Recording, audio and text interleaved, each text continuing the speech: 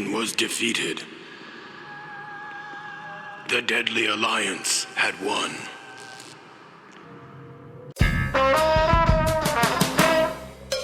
Alright, so I did a video not too long ago about MK Deadly Alliance, and it actually made me think long and hard about the final bosses of the series. The Deadly Alliance of Shang, Tsung, and Quan may be the smartest two villains in the history of Mortal Kombat.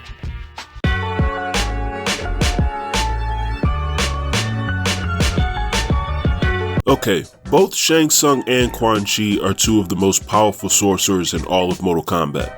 They are also both similar in that there was always a more powerful ruler over the top of them to answer to. However, throughout Mortal Kombat, they have masterfully navigated the landscape and did something that almost no one in Mortal Kombat ever does as a villain. They came out on top. Now there are the examples of Shao Kahn's merging of Outworld and Earthrealm in MK3 and MK9, or Shinnok's numerous invasions, but those plans have always managed to blow up in their faces and end in defeat. And being honest, the only reason why those two were ever that close to their goals in the first place is because they had who? These two. To make things easier on myself, I'm just gonna go ahead and eliminate certain bosses right off the bat, either because they don't measure up, haven't had enough time to actually do anything in MK, or they're just useless. As much as I like Onaga, and I do want Onaga to return by the way, long live the Dragon King, all of his manipulation of Shujinko led to his resurrection, but also his defeat. Shujinko was literally the person that handed him his ass. Blaze was completely and utterly useless.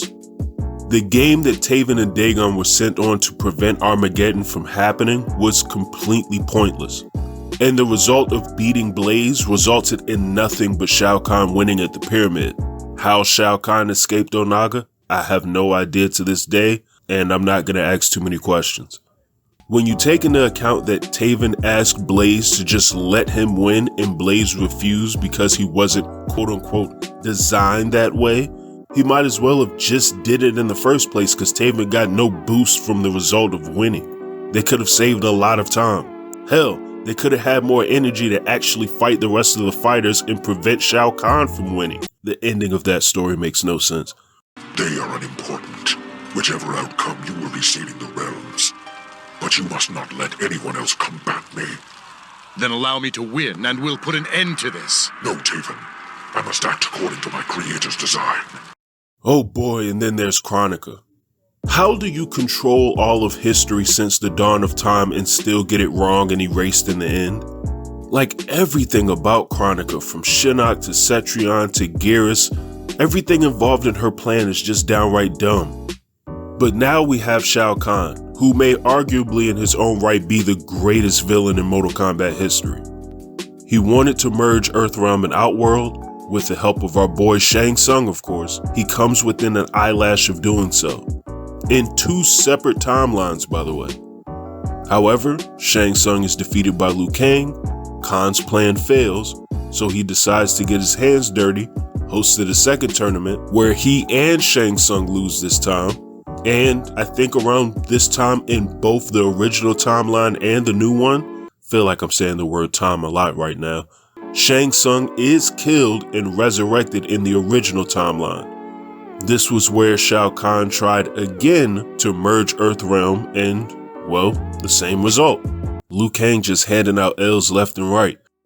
So Shao Kahn had failed at every turn until the convenient revelation in Mortal Kombat 9 that he was the winner in Armageddon. And also note, he needed Shang Tsung and Goro to get anywhere close to his goal to begin with. You know, those 9 straight tournaments that they won?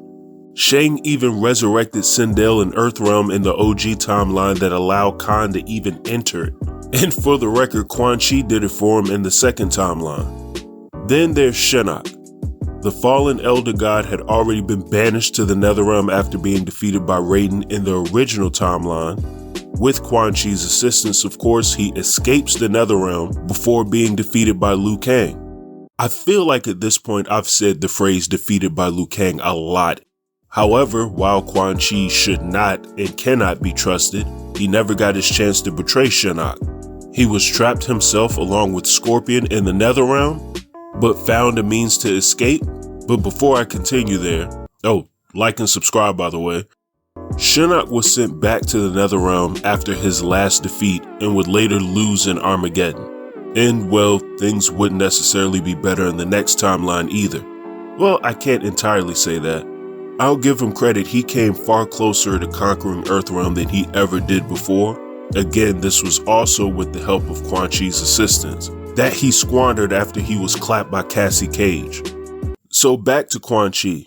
In the craziest stroke of luck, this man found the Dragon King's army and its secrets and partnered up with Shang Tsung to use his souls to reanimate him.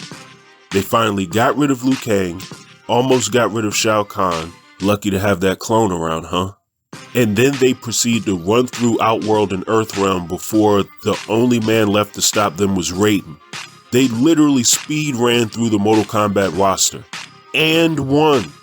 Yes, Shao Kahn won in Armageddon, but that came later. These were the villains to win in Mortal Kombat. And I need to let this little caveat out the bag too. Shao Kahn won in Armageddon, but that doesn't necessarily mean that he beat everybody. He just survived it and beat Raiden at the top of the pyramids. Shang Tsung and Quan Chi beat everybody. At this point, you have to remember, nobody beat Raiden and Liu Kang. Hell, they beat Raiden, they killed Liu Kang, they killed Kung Lao. The Shaolin monks are just gone at this point. They had a goal and they accomplished it. That's kind of the reason why I even felt the need to make this video. The biggest crime against the Deadly Alliance is that their reign didn't last longer. Yes, I understand they almost immediately turned on each other. I mean, we all knew this was coming eventually anyways. But they were just used as fodder for Onaga's return just for him to seem more powerful. Then they were both treated like absolute jobbers in Mortal Kombat 9 and X. MK11 is its own separate story of genius for Shang Tsung, so I'm not going to throw him under the bus for that one. But I feel like we should have got them for a little while longer. Hell, for as much as people like to criticize Mortal Kombat 1, I feel like Mortal Kombat 1 did Shang Tsung and Quan Chi better justice than MK9X and 11 did. Actually, partially what we got in MK1 is a result of what Shang Tsung did in 11, so again, 11 may get a pass. But we should have got more of the Deadly Alliance. They didn't need to be removed altogether from Mortal Kombat Deception. They could have survived and still been a part of the roster for just that one single game. You made them the big boss after rebooting the franchise, or I shouldn't say reboot at this point. After bringing back the franchise strong in MK5, you make them the big bads and you immediately kill them off. Let them have a little run of evil on the realms for a while, instead of just being victims of complete ignorance because that's what happened to them. Seriously, Reptile Natara and Cyrax's tampering with the dragon egg, along with Shujinko getting the Kamudogu, conveniently as Raiden's battling them, is a crazy coincidence.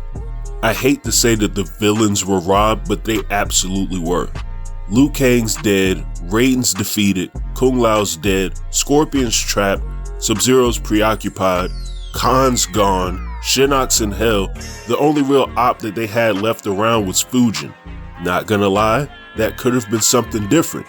He should have been getting messed up too, but it would have been a nice new little direction that they could have took the franchise in considering how many people had already fallen. But the plot convenience of Onaga arriving to defeat the Deadly Alliance as they immediately find their victory is a travesty, just for Onaga to get completely outsmarted in the same game. But these are only my thoughts though. Let me know what you think of the Deadly Alliance and whether or not they got a raw deal, or if you think they're underrated as villains in the franchise. Or hell, let me know if you just hate the Deadly Alliance and feel like they got what was coming to them. In any event, like I said before, like and subscribe to the channel if you haven't, and you all have a good one, and I'm out.